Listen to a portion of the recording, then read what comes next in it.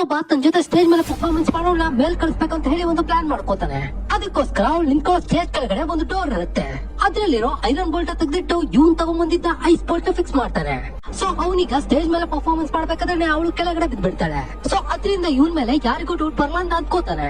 ಆದ್ರೆ ಇವನಿಗಿಂತ ಮುಂಚೆನೆ ಆ ಲೇಡಿನ ಈಗ ಇವನನ್ನ ಮೇಲ್ ಕಳಿಸ್ಬೇಕು ಅಂತ ಹೇಳಿ ಒಂದು ಮಾಸ್ಟರ್ ಪ್ಲಾನ್ ಮಾಡ್ಕೊಂಡಿರ್ತಾಳೆ. ಅವಳೀಗ ಯಾವ ತರ ಪ್ಲಾನ್ ಮಾಡ್ಕೊಂಡಿದ್ದಾಳೆ ಅಂತ ಹೇಳಿದ್ರೆ, ಅವನು ಸ್ಟೇಜ್ ಮೇಲೆ ಪರ್ಫಾರ್ಮೆನ್ಸ್ ಮಾಡ್ಬೇಕಾದ್ರೆ ಇಂತ ಜಾಗದಲ್ಲಿ ನಿಂತ್ಕೋಬೇಕು ಅಂತ ಹೇಳಿ ಒಂದು ಮಾರ್ಕ್ ಇರುತ್ತೆ. ಆ ಮಾರ್ಕ್ ನೇರವಾಗಿ ಒಂದು ಪಾರ್ ಲೈಟ್ ನ ಫಿಕ್ಸ್ ಮಾಡಿರ್ತಾರೆ. ಅದ್ರ ಬೋಲ್ಟ್ ಈಗ ಇವಳು ಲೂಸ್ ಮಾಡ್ಬಿಟ್ಟಿರ್ತಾಳೆ.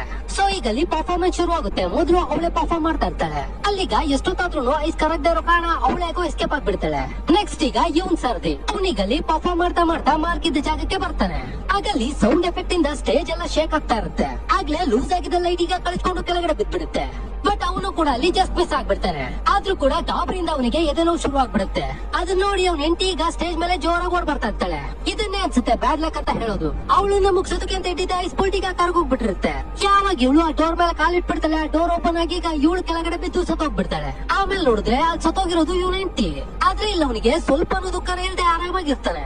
ಆಗ್ಲೇ ಅಲ್ಲಿಗೆ ಇವ್ನ್ ಸಾಯಿಸ್ಬೇಕು ಅಂದ್ಕೊಂಡಿದ್ದ ಲೇಡಿ ಈಗ ಒಳಗಡೆ ಬರ್ತಾಳೆ. ಆಗ್ಲೇ ನಮ್ಗೆ ಗೊತ್ತಾಗೋದು ಇವ್ರಿಬ್ರು ಸೇರ್ಕೊಂಡೆ ಅವಳನ್ನ ಮುಗಿಸ್ಬೇಕು ಅಂತ ಹೇಳಿ ಒಂದು ಮಾಸ್ಟರ್ ಸ್ಕೆಚ್ ಹಾಕೊಂಡಿರ್ತಾರೆ ಅಂತ. ಆಕ್ಚುಲಿ ನಡೆದಿದ್ದೇನು ಅಂತ ಹೇಳಿದ್ರೆ, ಇವನ್ ಹೆಂಡತಿ ಇದ್ದಾಳಲ್ವಾ ಅವಳು ಭಯಂಕರ ರಿಚ್ಚು.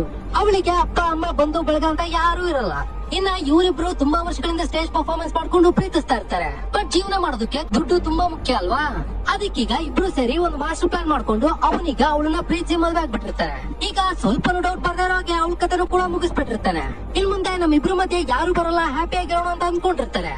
ಬಟ್ ಅವ್ರ ಪ್ಲಾನು ಅದೇ ಸ್ಟೇಜ್ ಮೇಲೆ ಆಕ್ಟ್ ಮಾಡ್ತಾ ಇದ್ದು ಇನ್ನೊಂದು ಹುಡುಗಿಗೆ ಗೊತ್ತಾಗ್ಬಿಡುತ್ತೆ. ಅವಳೀಗ ಈ ವಿಷಯನ ಹೊರಗಡೆ ಹೇಳ್ಬಾರ್ದು ಅಂತ ಹೇಳಿದ್ರೆ ನನಗೆ ದುಡ್ಡು ಬೇಕು ಅಂತ ಹೇಳಿ ಡಿಮ್ಯಾಂಡ್ ಮಾಡ್ತಾಳೆ. ಒಬ್ಳು ಮುಗಿಸ್ತವ್ರಿಗೆ ಇನ್ನೊಬ್ಳು ಮುಗಿಸೋದೇನೋ ದೊಡ್ಡ ವಿಷಯನ. ಸೊ ಆದಷ್ಟು ಬೇಗ ಇವಳಿಗೂ ಶ್ರದ್ಧಾಂಜಲಿ ಪೋಸ್ಟ್ ಅಂಟಿಸ್ಬೇಕು ಅಂತ ಹೇಳಿ ಡಿಸೈಡ್ ಆಗ್ಬಿಡ್ತಾರೆ.